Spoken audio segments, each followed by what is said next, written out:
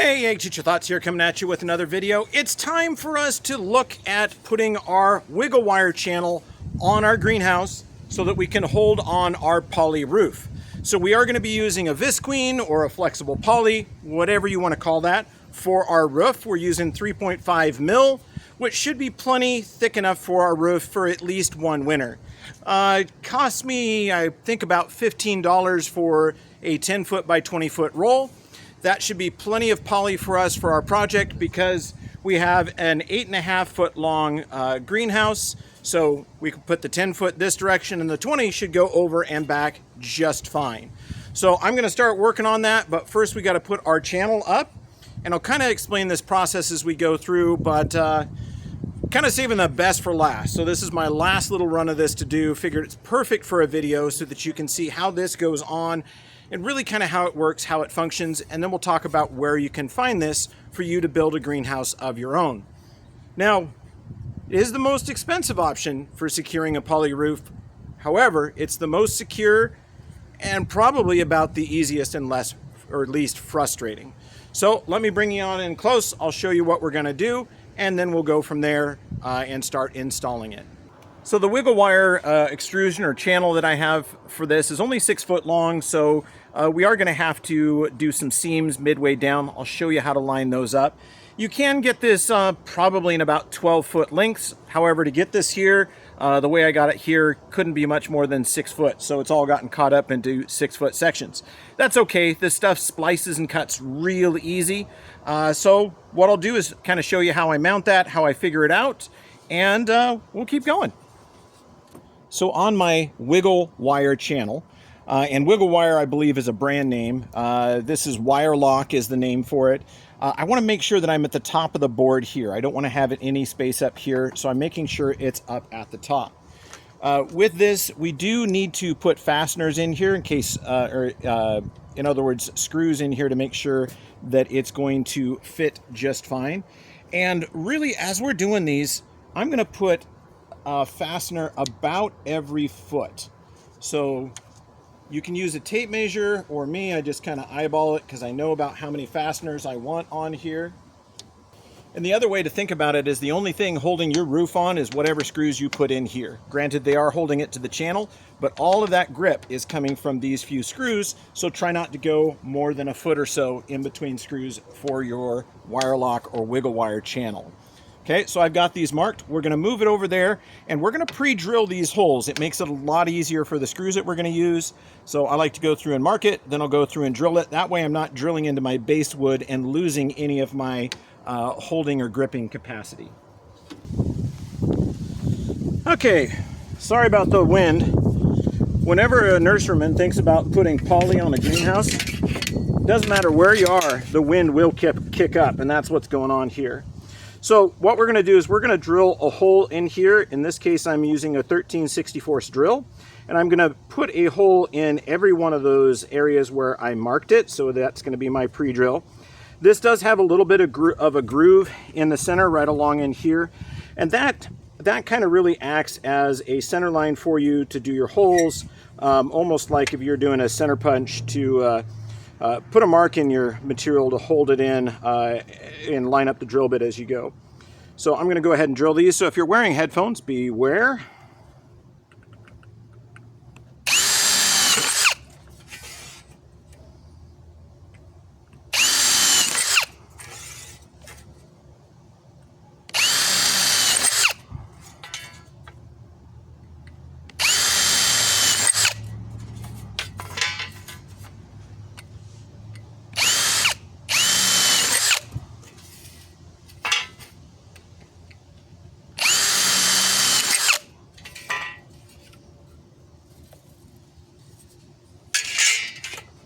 One more hole and we'll be ready for installation. There we go. There's all our holes. So in this foot section we have 1, 2, 3, 4, 5, 6, and 7 holes. All right, let's go put this on our material. All right, so it's time to go ahead and install this wiggle wire channel, so this wire lock channel. We're going to make sure that it's got to go that way. We're going to make sure we're flush to our edge, And we're going to install it with 1 5/8" painted deck screws. These are a Torx drive. I do recommend the Torx drive. It's not going to slip out on you as easy as a Phillips. And absolutely nobody uses slotted screws for building greenhouses. So yeah, we're just going to use the Torx. We're going to line this up to our top layer, or our top of the wood. Put that in there, line it up to our screws, and drive her home. Okay, so this process repeats all the way down the greenhouse. We're going to keep it all lined up. So let me do this full run of those real quick.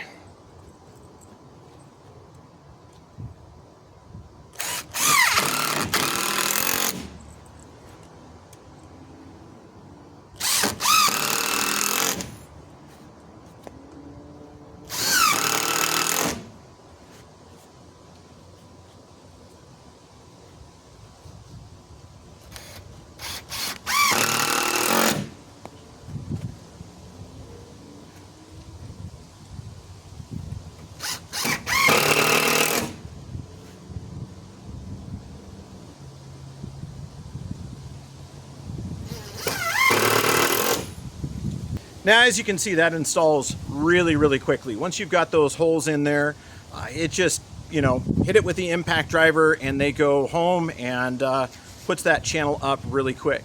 Now, again, 6-foot section, 8-foot greenhouse, so we do need to go ahead and do some splicing. I'll bring you over so you can see the splices. So on the splices, I'm going to butt it up to the other piece of material. So my splice is going to be right here, trying to keep that as even as possible. Then I can come all the way to the end and just simply make a mark of where I need to cut it.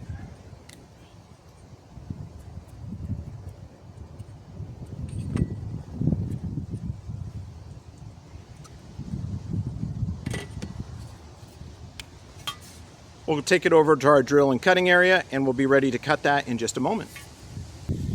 So this is the section we're going to remove, and this is the section that we're going to keep. So we're going to go ahead and put some marks in here of where we want to put our mounting holes. So there's one there. I'm going to do one all the way at the end.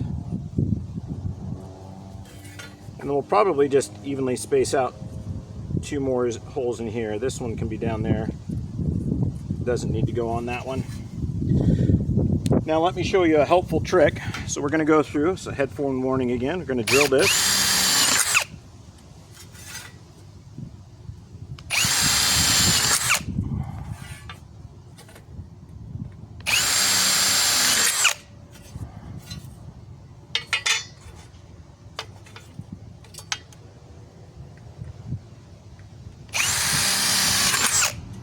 Okay. So a helpful trick on this is if you go ahead and put a screw through your last hole. So you give yourself a little bit of space, maybe line it up to the end of that board like that. And you're going to put a screw through that last hole. This is going to help hold that material. So this is going to hold that material in place while you come in and cut it. So I'm going to bring that up off the ground so I don't ruin my Sawzall blade. I do like to use a little bit more aggressive tooth while I'm doing this, simply because if you use a fine hacksaw, the aluminum channel is fairly gummy and it'll just fill up a hacksaw. So this works pretty quick. Headphone warning. Pretty lightning quick. I'm going to remove that.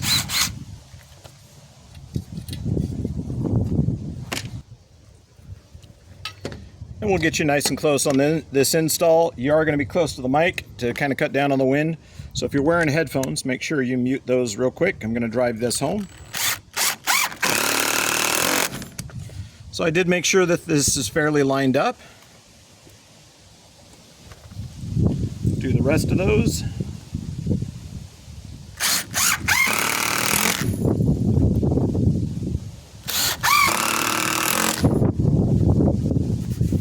All right, so there you go. There's the installation of the wiggle wire channel. Now, I'm gonna grab some wiggle wire and I'll kind of show you how this locks poly in, but I got about a 15-mile-an-hour wind right now, so I can't actually put the poly on.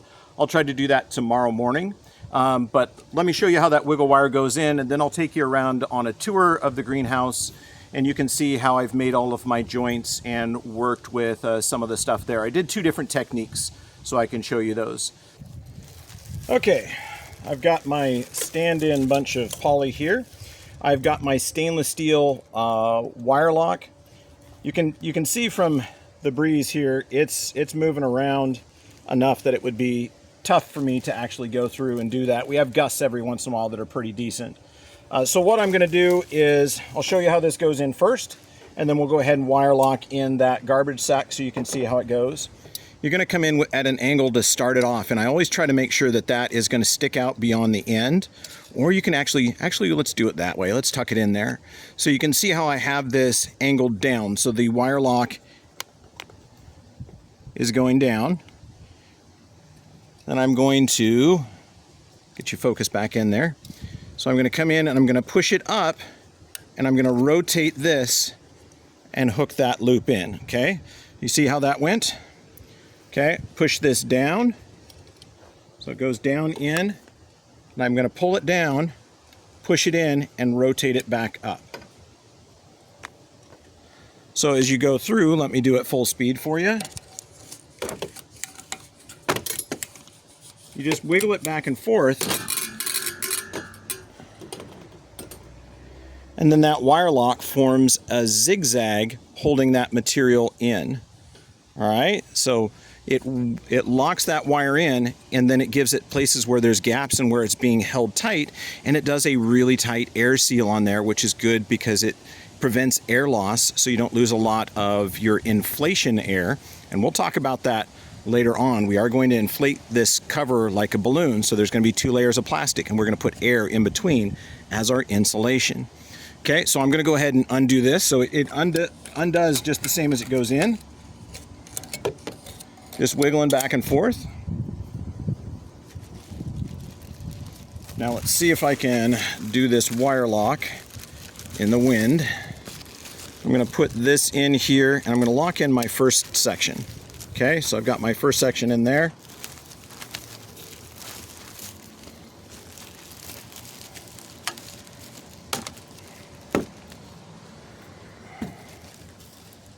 Okay, let's put this over here. See if I can get this to work one-handed. Okay, so I'm going to come in, lock in my first section, rotate that in, and then I'm going to keep going back and forth, trying to make sure that my poly stays tight. Okay. Again, you can kind of see how we get wrinkles whenever this stuff starts to move around from the breeze, so we're trying to avoid that. This is also much thinner than the material I'm going to use, which is why we've got some holes. There you go. There's how the wire lock locks that poly in there. Okay. So this is going to be a fairly tight seal. We will inflate it. It does lose a little bit of air, but it is going to seal it fairly well, especially when we're using 3.5 mil poly on here. This is fairly thin stuff. This is just a regular trash bag. But you can see how that is now locked in there. Okay, so this is how it's going to look underneath. We're always going to have a little bit of overhang, and we would come in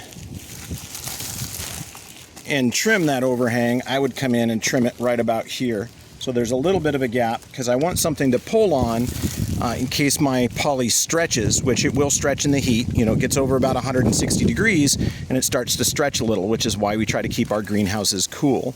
But if I do get some stretch, I can always come in and undo some of the wire lock, pull that down, but I have to have something to grab on to do that. Okay, so that is our wiggle wire. So if we don't have wind tomorrow, we will go ahead and put this together and do the full official poly on here. It's a little too windy to do it today. Okay, let's go ahead and take that off. Kind of see how that undoes.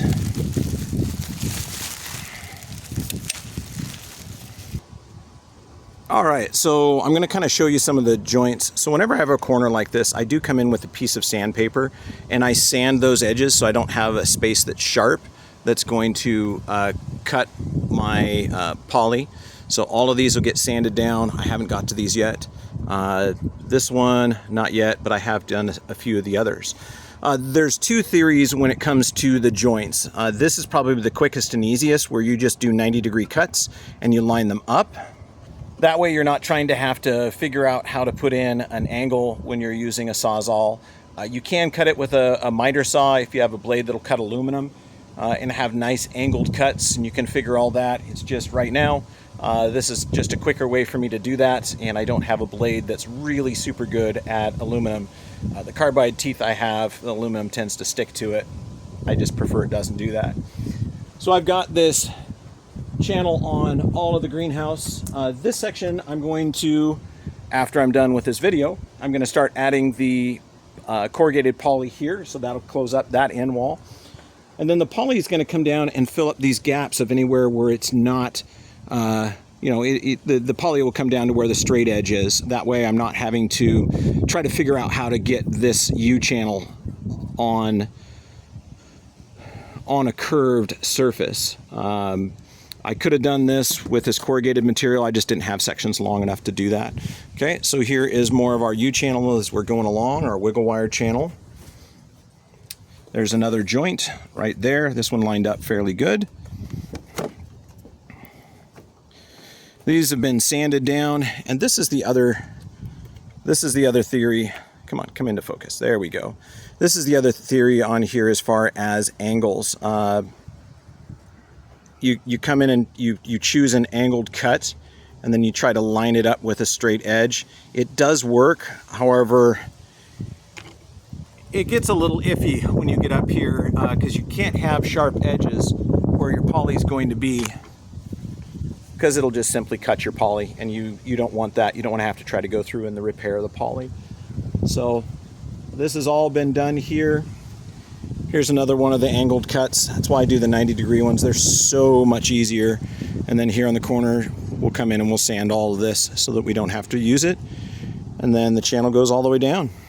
So we are ready for the poly. We're ready to get that on there. It's just, if there's more than a 5-mile-an-hour wind, you know, gentle breeze, you just simply don't.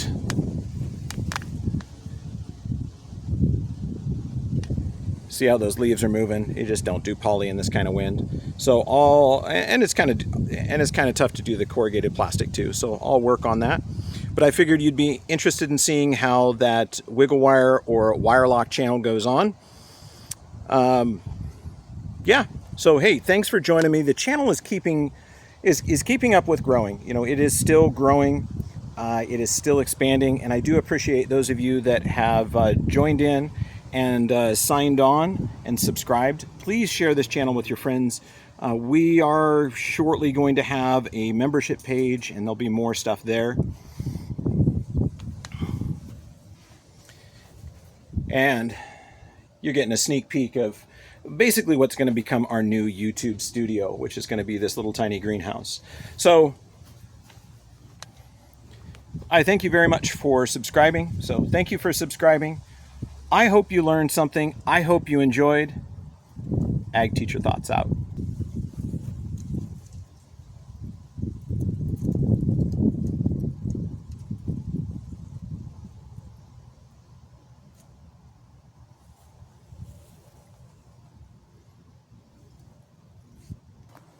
Hey. Oh, look, I did another outro. Hey, thank you for hanging out. Yeah, that was a sunflower. It's supposed to look like that. But he germinated a little late in the season, and you know, they're kind of photo controlled, so unfortunately that one's not going to reach its full size. This is probably our last 100-degree week. I think it was only in the 90s today. I think next week is supposed to be in the 80s and 70s, which means fall's coming. So yeah, definitely got to get that greenhouse finished and ready for that. Anyway, hey, thanks for hanging out. Please share with your friends. Watch the videos all the way to the very, very end so that we can get those watch hours up. And again, thank you for hanging out with us. See ya.